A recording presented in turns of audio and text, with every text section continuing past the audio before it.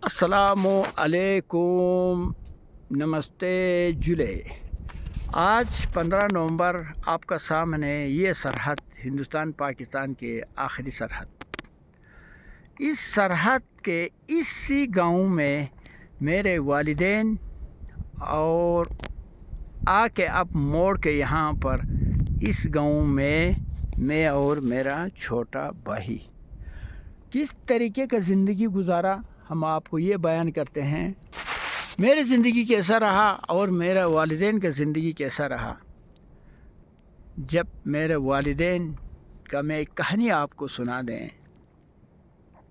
एक बार जब मैं पाकिस्तान पहुंचा 2010-14 में, तो एक आदमी मुझे देखकर खूब रोया और गले लगा के खूब रोया।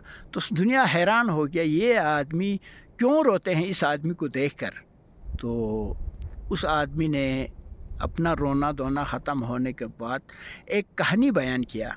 उन्होंने कहा कि मैं 1971-72-73 में इस टॉप के ऊपर, अभी आप देख रहे हैं, इस टॉप के ऊपर मैं पाकिस्तानी फ़ौज में था। तो जब इस टॉप पे मेरा ड्यूटी था, तो इनका वालिद साहब हमारा पोस्ट पे आया और हमें पानी लेकर आया। आने के बाद कहा, यार भाई साहब, ज़रा आप मुझे दूरबीन दोगे क्या, मैं अपना घर को थोड़ा देख लेते हैं। तो उस फौजी ने मेरे वालिद साहब को दूरबीन दे दिया। देने के बाद ठीक इसी टॉप से मेरे वालिद साहब ने दूरबीन लगा के देखा। जब देखने के बाद उनको क्या नज़र आया, अपना छत के ऊपर अपना 80-90 साल के बूढ़े और 5 और 2 साल के 2 बच्चे छत के ऊपर बग़ैर जूते के, बग़ैर पायजामा के, उन दोनों बच्चों को देखा। जब देखने के बाद अब क्या हो गया आप ख़ुद अंदाज़ा करो, जो कि इस हालत में अपना वालिद साहब को और अपने दोनों बच्चों को देखेंगे और मिल नहीं पाएंगे। तो उस मंज़र को देखकर इनका वालिद साहब इस टॉप पर बेहोश हो गया, रो रो के। तो जब मैंने भी इस तरीके से दूरबीन से नज़र लगा के देखा, तो दोनों भाई और इनका वालिद साहब, एक आवार एज एक बूढ़ा आदमी, बिल्कुल बेसहारा छत के ऊपर बैठी हुई। मैंने ये नज़ारा देखने के बाद आज 45 साल बाद इनका बच्चे आज बड़ा हो के, बल्कि बात सफ़ेद बाल सफ़ेद हो के अपने मम्मी पापा से मिलने के लिए यहाँ पहुँचा। तो मुझे वो मंज़र याद आया, इसलिए मेरे आँखों में आंसू आया। तो ये मंज़र है इस इलाके की। उसके बाद मैं आपको ये भी कहूँ, जब 2014 के बाद मेरे वालिदैन से मुलाकात होने के बाद, जब जुदाई के लम्हा से पहले मेरे वालिदा साहब कहते थे कि बेटा आप हर फ्राइडे यानी जुमा का बाद यानी 2:30 बजे के बाद इस जगह में आना, इस आखिरी जगह पे आना, हम आपको देखेंगे। तो यकीनन हम यहाँ आने के बाद जब हम हर जुमा का दिन इसी जगह पे आते थे दूरबीन लेके, और मेरे वालिदैन इस जगह पे आते थे। देखिए यहाँ पर इस जगह पे आकर एक दूसरे को दूरबीन से देखते थे। आया हाँ, अभी दूरबीन मेरे पापा ने उठा रखा है, अभी दूरबीन मेरा मम्मी ने उठा रखा है। तो शायद इसी तरह मेरा मम्मी और मेरा पापा मुझे नज़र लगा के देखता होगा दूरबीन से कि मेरे बेटा मुझे नज़र लगा के देख रहे हैं। तो आप बताओ उस हालात में कैसे मैं अपना दूरबीन को आँखों से निकालने में कितना तकलीफ़ होता होगा, और मेरे वालिदैन को अपना आँखों से दूरबीन निकालने में कितना तकलीफ़ होता होगा। हर जुमा के बाद वापस जाते वक़्त किस हालात से वापस जाके अपना घर में रहता होगा। तो ये मंज़र किसने पैदा किया है?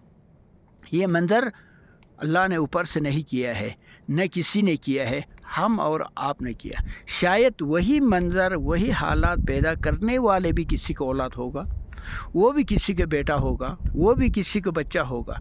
लेकिन अफसोस ये दुनिया के कानून को मेरा समझ में नहीं आते हैं।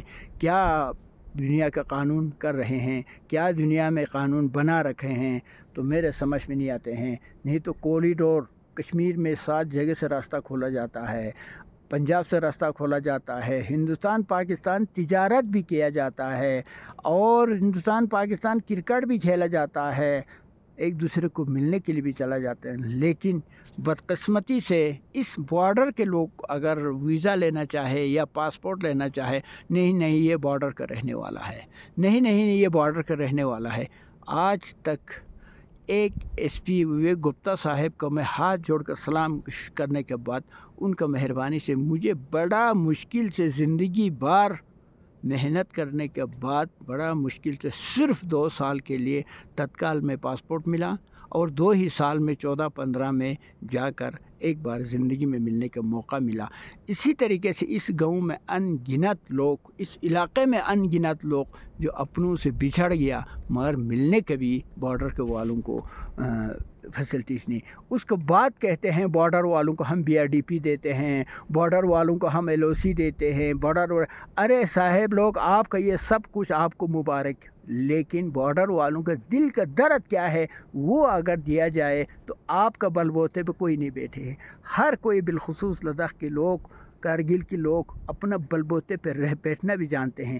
اس سے پہلے لداخ میں، جیسے کہ لداخ کا نام رکھے ہیں لداخ یعنی لگاخ، یعنی لداخ کے لوگوں کو نہ کسی سرکار کا ضرورت پڑتے تھے، نہ کسی کا ضرورت پڑتے تھے۔ لداخ کے لوگ خود اپنا بچوں کو اپنا آپ پالنے کی طاقت رکھتے تھے۔ لداخ کے لوگ پتھر کا برتن میں کھانا بناتے تھے، لکڑی کے برتن میں کھانا کھاتے تھے، چمڑوں کا جوتا بناتے تھے، چمڑوں کا کپڑا بناتے تھے، بال کا کپڑا بناتے تھے، اون کا کپڑا بناتے ہیں، پشمینے کا کپڑا بناتے ہیں۔